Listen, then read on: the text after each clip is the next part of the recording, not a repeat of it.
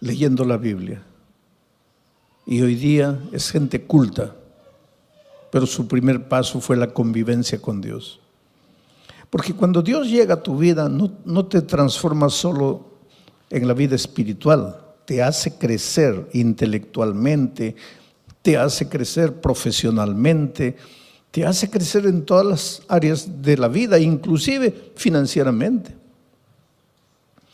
Pero tú no tienes que buscar a Jesús por causa del crecimiento profesional ni financiero, ¿no? Tienes que buscar a Cristo para transformar tu vida.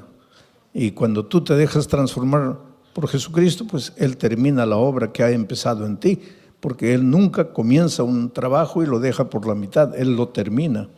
Y ahora encontramos aquí un Pedro teólogo, cuando fue un simple pescador. Nunca estudió una facultad de teología, nunca hizo maestría, nunca hizo doctorado, y hoy día los doctores en teología gastan horas y horas para tratar de entender a Pedro.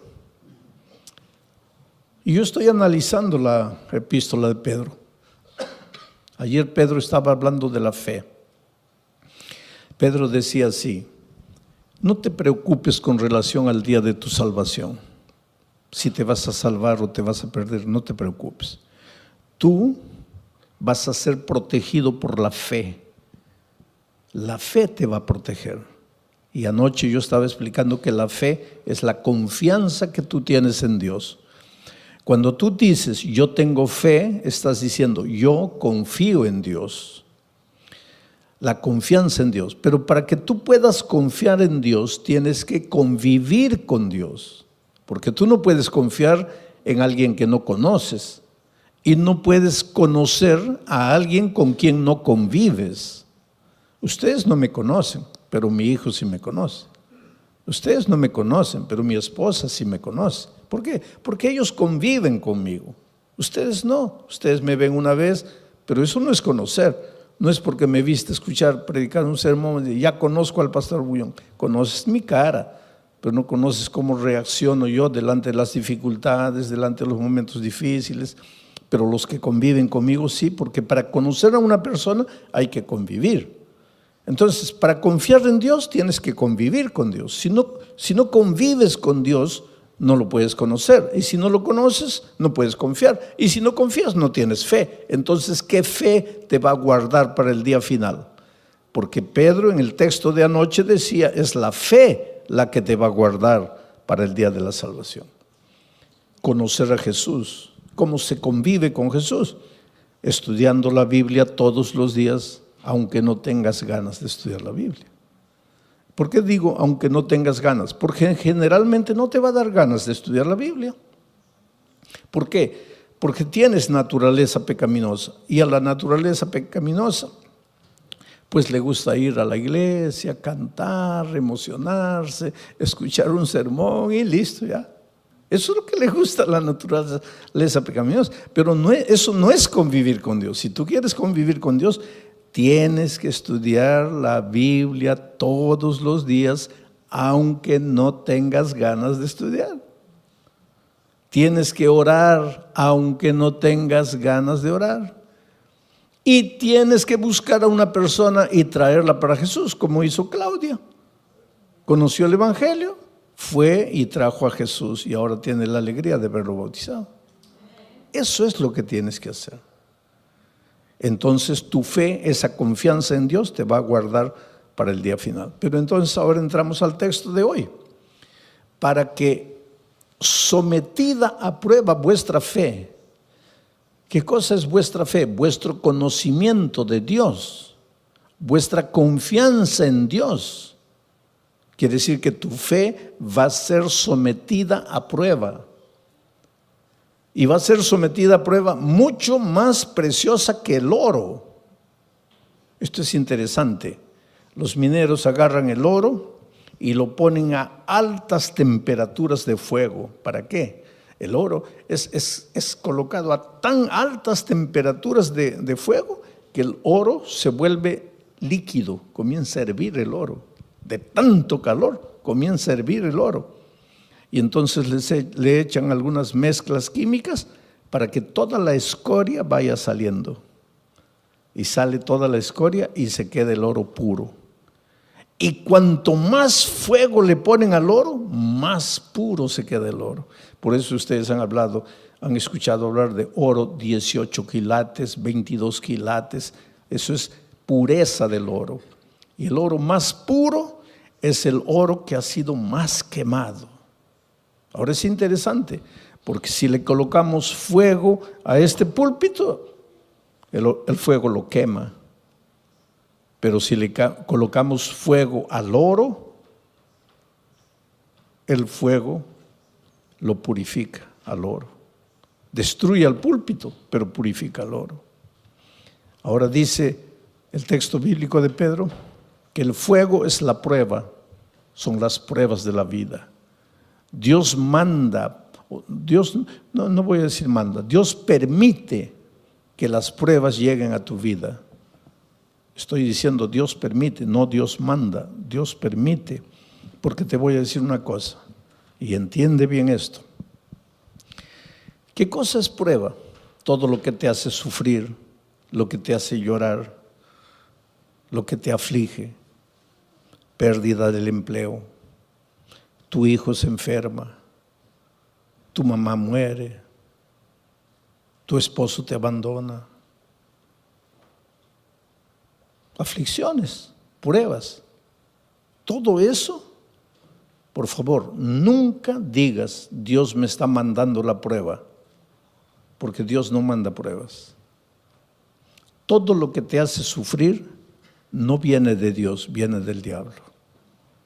Porque Dios dice, he aquí los pensamientos que tengo acerca de ti, pensamientos de paz y no de guerra, pensamientos de amor y no de odio. Dios solo quiere lo mejor de lo mejor para ti, pero vives en un mundo de dolor. Hasta que Cristo venga, estamos peregrinando en el desierto del dolor de esta vida. Y muchas veces quien nos manda el sufrimiento, el dolor, es el diablo. ¿Y por qué te hace sufrir el diablo? Esto es interesante y esta noche vas a entender. ¿Por qué el diablo te hace sufrir? Tú no le has hecho nada al diablo. ¿Por qué te hace sufrir? Porque Él es el origen de la enfermedad, Él es el origen de los accidentes, Él es el origen de las tragedias. Todo lo que te va mal en la vida es porque Él está por detrás de eso. Pero ¿por qué te hace sufrir si tú no le has hecho nada al diablo? Ahora te voy a explicar. Es que el enemigo del diablo no eres tú, es Jesús. Él quiere derrotar a Jesús. ¿Te acuerdas en el cielo? El diablo se levantó queriendo usurpar el lugar de Jesús. Hubo una pelea en el cielo, dice Apocalipsis, hubo una batalla, el diablo perdió y fue expulsado del cielo. Pero cuando el diablo salió del cielo, déjame imaginar esta escena. El diablo estaba saliendo y miró y le dijo a Jesús, está bien, me venciste una vez, pero la pelea no está acabada. Me venciste ahora, pero ya vas a ver cuando nos encontremos por segunda vez. Y fue expulsado. Entonces, cuando Jesús nació en esta tierra, cuando vino a salvarnos del pecado, Jesús era un nené indefenso. Y el diablo dijo, ahora sí, no lo pude derrotar en el cielo, pero ahora como un niño yo lo agarro y lo mato. Y miren lo que el diablo hizo. ¿Vino a matarlo personalmente? No, porque el diablo es cobarde. El diablo nunca muestra la cara. ¿Qué hizo el diablo para matar a Jesús? Se metió al corazón del rey Herodes. Firmó un decreto de muerte para mandar matar a todos los niños menores de 2 años. Y cuando Herodes firmó el decreto de muerte, ahí el diablo dijo, ahora sí, lo voy a matar. De esta no se salva. Pero esa misma noche, el Espíritu de Dios se presentó a José y le dijo, toma al niño y a su madre y vete a Egipto, porque lo van a matar. Y cuando José huyó para Egipto, el diablo se quedó mordiendo los labios de rabia y dijo: me venciste por segunda vez. Después, cuando Jesús comenzó su ministerio, antes de comenzar su ministerio, se fue al desierto a ayunar 40 días, ¿te acuerdas? 40 días sin comer, pues Jesús estaba debilitado, flaco. Ahí el diablo pensó: ahora lo agarro. No lo gané, no lo derroté en el cielo, no lo derroté cuando era niño, pero ahora lo agarro. Está debilitado, 40 días sin comer, lo agarro. Y vino. ¿Y vino como diablo? No, porque el diablo nunca muestra la cara. Se disfrazó de ángel de luz y trató de engañarlo, pero no pudo, porque Jesús conocía la palabra de Dios. Y entonces derrotó al diablo por tercera vez. 3-0. Ya era casi goleada. Pero entonces el diablo esperó, dijo: la cuarta es la vencida. Y hubo una cuarta. Cuando el diablo se metió al corazón de los soldados, porque ya les dije, el diablo nunca muestra la cara, y los soldados prendieron a Jesús y lo llevaron al Calvario y lo clavaron.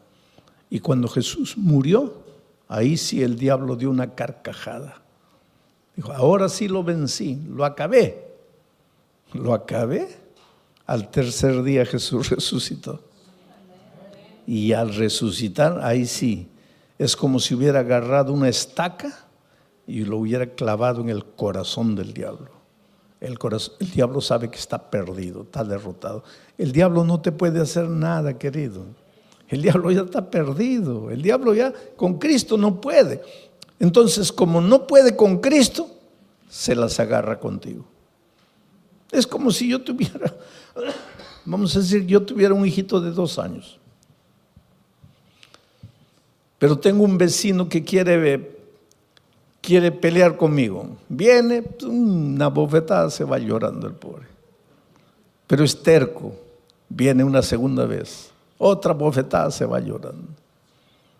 Pero es terco, viene la tercera vez. Ahí ya ni levanto la mano, ya sale corriendo. Entonces llega a una conclusión mi vecino: no, con este no puedo, este fuerte. Entonces aprovecha que yo me vengo a Corpus Christi a predicar y agarra a mi hijito de 2 años a puntapiés y lo revuelca en la calle. Pues eso es lo que el diablo hace. Con Cristo no puede. Entonces él sabe que lo que más Jesús ama eres tú. Y ya que no puede con Cristo, se las agarra contigo y te hace sufrir y te hace perder el empleo y hace que tu hijito nazca enfermo y esto y aquello. En realidad el diablo no tiene nada contra ti. Él te hace sufrir porque sabe que haciéndote sufrir a ti, está haciendo sufrir al Señor Jesucristo. Pero ahora viene Pedro y dice así: pero es que los sufrimientos que te llegan a la vida no te pueden destruir, porque tú no eres madera, tú no eres plástico, tú eres oro. Y si el fuego de la prueba purifica el oro, mucho más el fuego del dolor, del sufrimiento, va a purificar tu fe. Quiere decir, cuando el dolor llegue a tu vida, tú lloras. Si tienes que llorar, llora. Pero no te separes de Jesús. Dile: Señor, yo no entiendo por qué estoy sufriendo. Y hay una cosa interesante. Cada vez que tú quieres andar en los caminos de Dios, cada vez que tú te propones ser más fiel a Dios, ahí más viene el diablo para destruirte. ¿Por qué? Porque esa es la pregunta que mucha gente hace. Pastor, cuando yo estoy así relajado en mi vida cristiana, parece que no me vienen pruebas. Pero cuando me quiero consagrar, ahí viene todo. ¿Por qué? Simple. Porque cuando estás relajado, Espiritualmente, cuando no estudias la Biblia, no oras, nada, ¿estás en el terreno de quién? Estás en el terreno del diablo. Puedes estar en la iglesia, pero estás en el terreno del diablo. ¿Y para qué el diablo te va a molestar si ya estás perdido con él? Ya pues te deja tranquilo. Pero cuando viene una semana de oración y tú te entiendes que tienes que reconsagrarte y comienzas a estudiar la Biblia, a estudiar la palabra de Dios, ahí el diablo se asusta. ¿Por qué? ¿Qué dice? No, este se me va a escapar, se me va a escapar. Entonces, para desanimarlo, le mando una prueba. Y la prueba, en lugar de purificarte como al oro, ¿qué hace contigo muchas veces? Te desanima. Es por eso que cuando la prueba es más fuerte, es más que tienes que agarrarte de Jesucristo y no desanimarte. En el Brasil yo estaba haciendo una campaña evangelística en un estadio, y una señora que no era adventista, no era cristiana, nada, nunca iba a ninguna iglesia, nada, pero era una buena mujer, sentimientos nobles. Hay mucha gente que no está en ninguna iglesia, no conoce la palabra de Dios, pero pues escucha la voz de Dios en su corazón y camina, anda bien. Y de repente esta señora vio en la televisión la propaganda de que yo iba a predicar esa noche en el estadio. Ahora, ese día era su cumpleaños. Y de mañanita el esposo entró al cuarto y le dice: mira, hija, estoy sin mucho dinero, no he podido comprarte un buen regalo, pero te he comprado un regalito. Y le dio una cajita. Y ella abrió y era la llave de un carro. Y cuando salió al patio, ahí estaba el carro, un carro importado, último modelo. ¡Qué felicidad! Su cumpleaños. Primera felicidad, el esposo se acordó de su cumpleaños, porque hay muchos esposos que ni se acuerdan del cumpleaños de la esposa. Segunda felicidad, le regaló. Tercera felicidad, no le regaló cualquier cosita, le regaló un carro último modelo. Entonces ella estaba tan feliz que cuando vio la propaganda de la predicación en el estadio, dijo: bueno, estoy tan feliz que me voy al estadio a agradecerle a Dios. Va a predicar ese pastor, voy a agradecer. Y se fue al estadio. Feliz de la vida, entró. En la hora del llamado se levantó, vino adelante, le entregó la vida a Jesucristo. Dijo: ay, qué día tan feliz. Hoy es mi cumpleaños, hoy mi esposo me regaló el carro, hoy me entregué a Jesús. No, este es el día más feliz de mi vida. Y cuando sale a agarrar su carro en la playa de estacionamiento, los ladrones se lo habían llevado. Ahí ella comienza a pensar: toda mi vida no quise saber nada de iglesia, no quise saber nada de Dios y nunca me robaron ni un alfiler. Y hoy que le entrego mi vida a Cristo, me roban el carro. ¿Qué Dios es ese? Ahí está la astucia del diablo. Tú preocúpate cuando no vienen pruebas a tu vida, querido.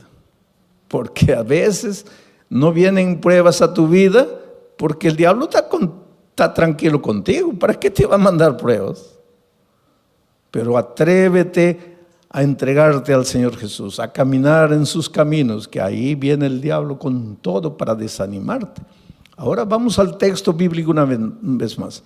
Para que sometida a prueba vuestra fe, sí, porque tu fe tiene que ser sometida, porque una cosa es: sí, yo creo. Eso no es fe. Eso no es fe. Por eso es que el creer siempre viene acompañado del bautismo. El texto de Marcos 16 dice: el que creyere y fuere bautizado, este será salvo. El problema es el idioma, porque en español creer y ser bautizado son dos cosas. Pero es que Marcos no escribió ese versículo en español, porque Marcos no hablaba español. Marcos escribió ese versículo en griego, el idioma que él hablaba. Y en griego no son dos conceptos: el que creyere y fuere bautizado. No, es un solo concepto: el que creyere siendo bautizado.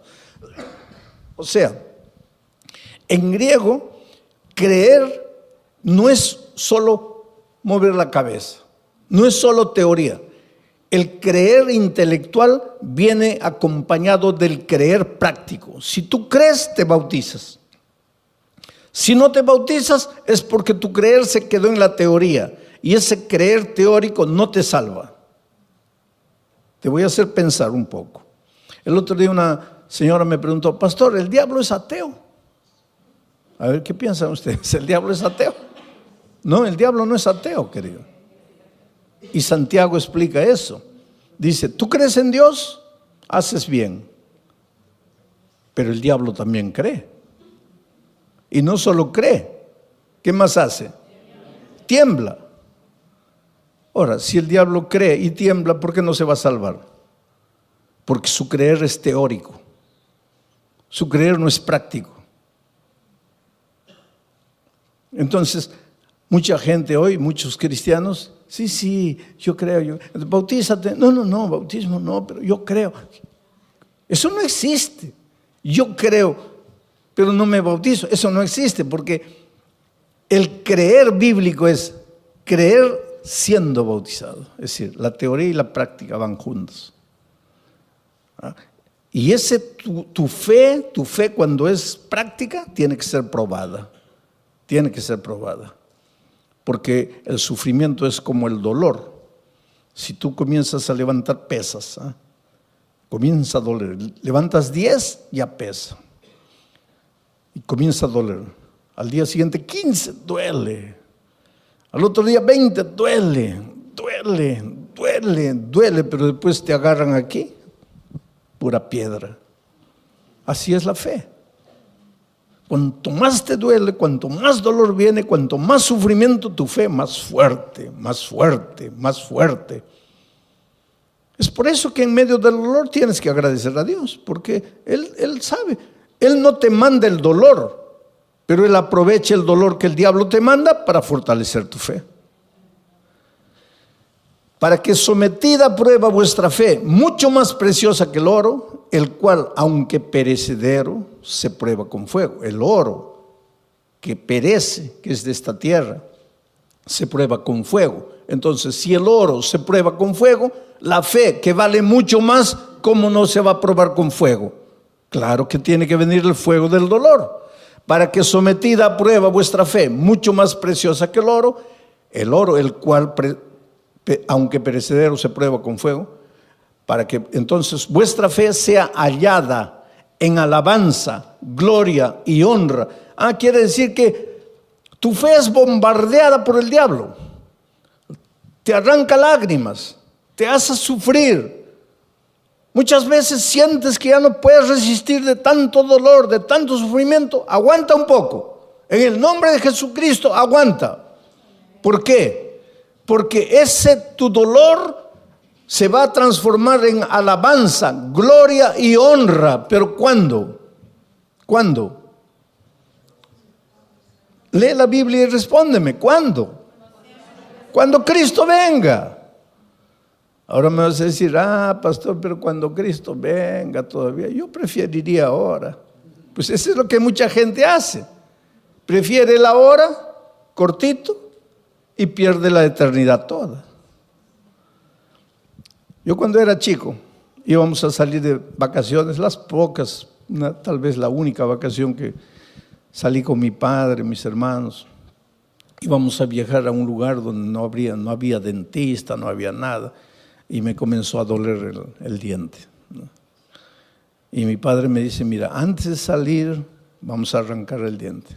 Yo soy de aquellos tiempos en que dolía el diente, arrancaban. Hoy día no, eso es un crimen. El diente te duele, hay que restaurarlo. Pero yo soy de los tiempos, dolía, arranca. Había muchachitos de 20 años que ya no tenían un diente todo arrancado porque comenzaba a doler, arrancaban. ¿Cómo ha progresado la odontología también? Hoy día es un asesinato arrancar un diente. Pero pues mi padre me dice: oye, vamos a arrancar el diente, porque no, pero me va a doler. ¿Cuánto te va a doler? Te va a doler un día, pero vas a disfrutar de las vacaciones. No. Oye, vamos a ir a un lugar donde no hay dentista. Vamos a arrancar el diente. No, que no. Fuimos de vacaciones y el dolor aumentó y aumentó y aumentó. Se me arruinaron las vacaciones. Todo el mes llorando, llorando, llorando de dolor. Y ahí mi padre me decía, ahí, yo no te dije, mejor sufre un día y disfrutas de 30 días de alegría. Ahora, tú preferiste el día de gozo y 30 días de sufrimiento.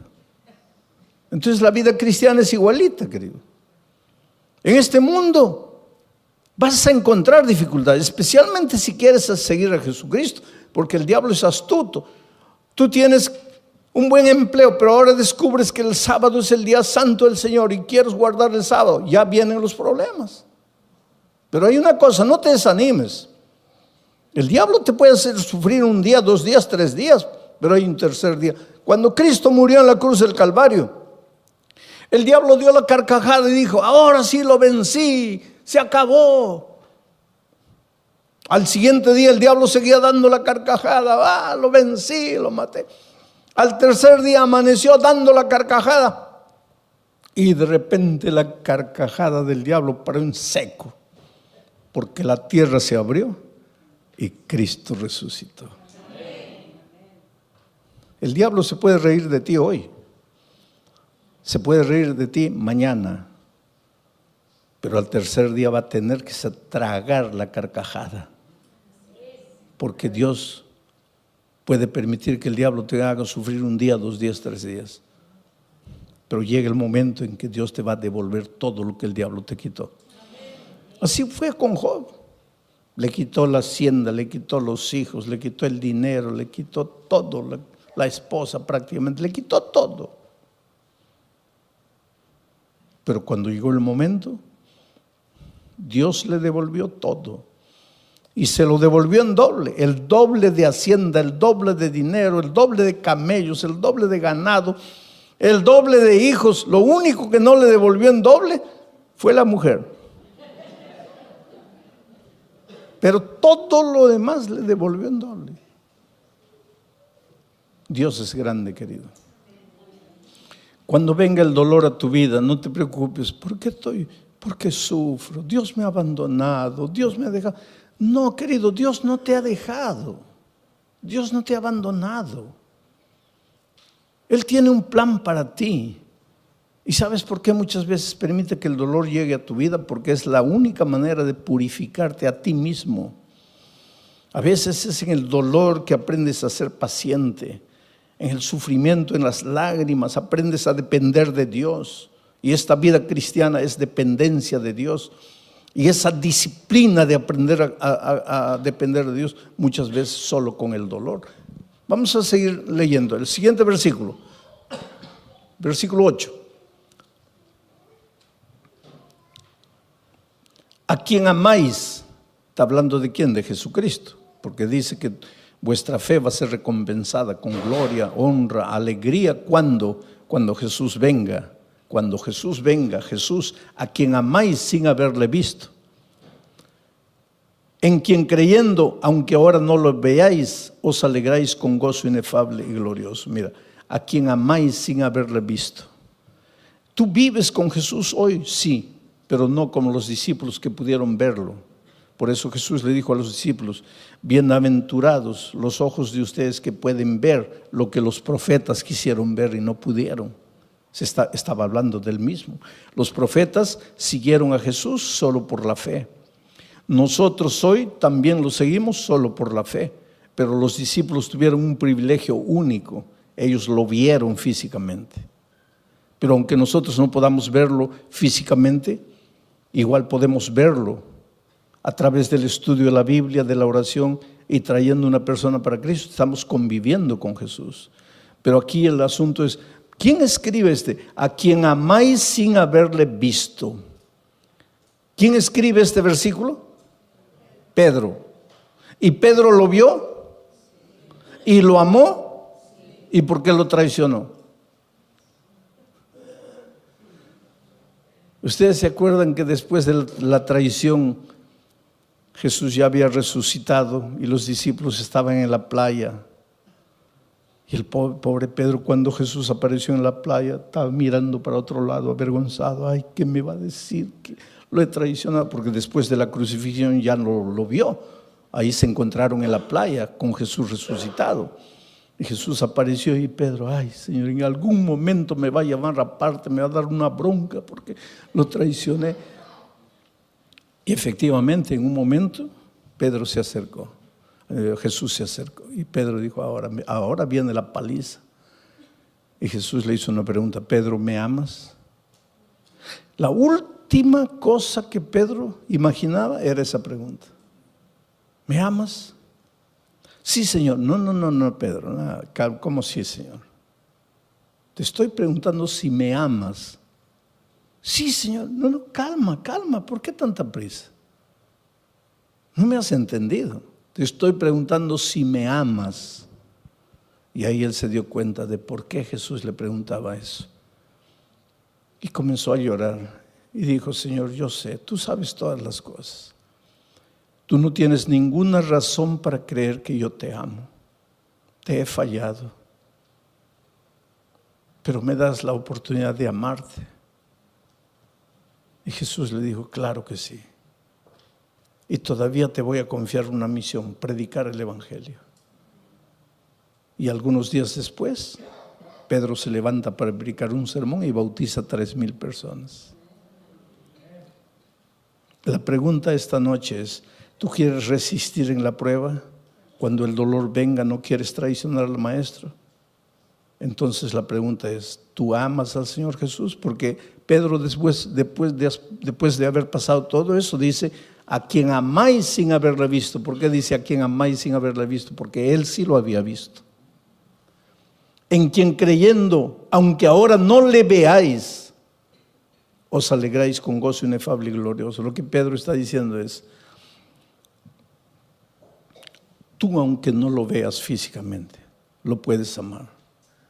Y Pedro cuando se levantó, se arrepintió y le dijo a Jesús que lo amaba, dice la tradición, la Biblia no dice eso, pero la tradición dice que él fue crucificado. Y cuando lo iban a crucificar, él dijo, no soy digno de ser crucificado como mi Maestro. Crucifíquenme de cabeza para abajo. Y lo crucificaron de cabeza para abajo. No hay prueba bíblica para decir eso, pero la tradición dice, sea como fuere, sabemos una cosa. Después de transformado por el poder de Dios, él ya no tuvo miedo de morir por Dios. Oh, querido, Dios tiene un plan muy, muy bonito para tu vida. Las tristezas y dolores que llegan a tu vida tienen sentido, pero tienen sentido cuando tienes fe. Hace muchos años atrás, en la ciudad de San Pablo, los jóvenes de una iglesia fueron a participar de un congreso en el sur del país. 40 jóvenes, miembros del coro de la iglesia. Y el sábado en la noche, terminado el congreso, regresaban para San Pablo. Y el ómnibus se chocó. Sabe que los jóvenes venían cantando himnos, los himnos del coro. Venían cantando en el ómnibus y el ómnibus se chocó contra un camión cargado de fierro de construcción. Y el fierro los atravesó. Así los hizo como los peruanos me van a entender, como anticuchos, ¿no? Los atravesó. 22 jóvenes murieron. Al día siguiente los periódicos publicaron una noticia. Y un periódico atrevido publicó así: ¿dónde estaba Dios cuando sus hijos cantaban? ¿Por qué no los cuidó? Es que el dolor es un misterio, ¿sabes? Tal vez en este momento tú te preguntes, ¿dónde estaba Dios cuando mi hijito de 3 años murió? ¿Qué culpa tenía mi hijito para morir como murió de leucemia? ¿Qué mal había hecho? Es que no necesitas hacer mal para sufrir. El diablo se deleita en hacerte sufrir. Pero el dolor es como el fuego sobre el oro, o te purifica o te destruye. Interesante que entre esos jóvenes que habían muerto, había una chica que hace 6 meses había sido bautizada, contra la voluntad de sus padres. Ella tenía 22 años, una joven. El día que se bautizó, el padre le dijo: mira, olvídate que yo soy tu padre, que tú eres mi hija. Lo peor que podría haberme sucedido en la vida es que tú traicionaras la fe de tus padres, de tus abuelos, de tus bisabuelos. Pero la niña no había conocido solo la teoría del Evangelio, sino que el Evangelio se había hecho carne en su vida, de tal manera que ella se volvió una hija tan dulce, tan cariñosa, pero la madre y el padre nunca aceptaron el calor, el cariño, el amor de la hija. Aquel viernes de tarde en que se iban para el congreso, ella fue a despedirse del papá y le dijo: mira, papá, me estoy yendo a Curitiba con los jóvenes de la iglesia. Y él le dijo: ¿y qué me avisas a mí? Tú no haces lo que te da la gana, tú no te metiste a esa iglesia, tú no te bautizaste. ¿Y qué vienes a avisarme que te vas? Tú siempre haces lo que te da la gana, vete a donde quieras. Y ella le dijo: sí, papito, pero yo vine a darte un beso, me voy. Y cuando se acercó para besarlo, el padre retiró el rostro y dijo: no quiero nada de ti. Y en el camino de vuelta, la niña muere. ¿Sabes que los hijos de Dios también morimos en accidentes? Entonces, cuando te pasa un accidente, no digo: ¿dónde estaba Dios? Dios está en el mismo lugar. Jesús dijo que cuando la lluvia cae, moja a los justos y a los injustos. Y cuando el sol sale, alumbra a los justos y a los injustos. Estamos en un mundo de dolor. Ese padre hizo tanto escándalo en la iglesia, ¿sabes? El día del sepultamiento, 22 cajones estaban ahí. Y mientras sepultaban a los jóvenes sobrevivientes que habían salido del accidente, cantaban. Sus amigos estaban siendo enterrados y ellos cantaban, lloraban. Las lágrimas caían, pero cantaban. Lloraban porque tenían tristeza. Cantaban porque tenían esperanza. Es que los seres humanos que aprendemos a confiar en Cristo, somos capaces de cantar en medio del dolor. Mientras que el padre estaba destruido ahí, ¿sabes? Y cuando llegó el momento del bajar el cajón de la hija, él se arrojó y decía: entiérrenme con ella, quiero morir. Y abrazando al cajón le decía: mira, hijita, el viernes me quisiste dar un beso y yo no sabía que era el último beso y te rechacé. Por favor, perdóname. Quiero morir, quiero morir, quiero morir. Fue una escena triste, dramática, cuando sacaron al padre, terminó el entierro, todos se fueron. El hombre se quedó solito junto a la tumba de su hija. Y la mejor amiga de su hija, que salió viva del accidente, que fue justamente la que la llevó al Evangelio, al conocimiento de la palabra de Dios, ya cuando se estaba yendo, volteó y vio que el papá de su amiga estaba ahí junto a la tumba y dijo: voy a volver. Yo sé que él no quiere hablar con nadie, pero voy a volver. Y volvió. Y se paró junto a él. Y él la miró: ¿qué quieres? Le dijo: mire, su hija va a resucitar. ¿Qué? Su hija va a resucitar. ¿Cómo va a resucitar?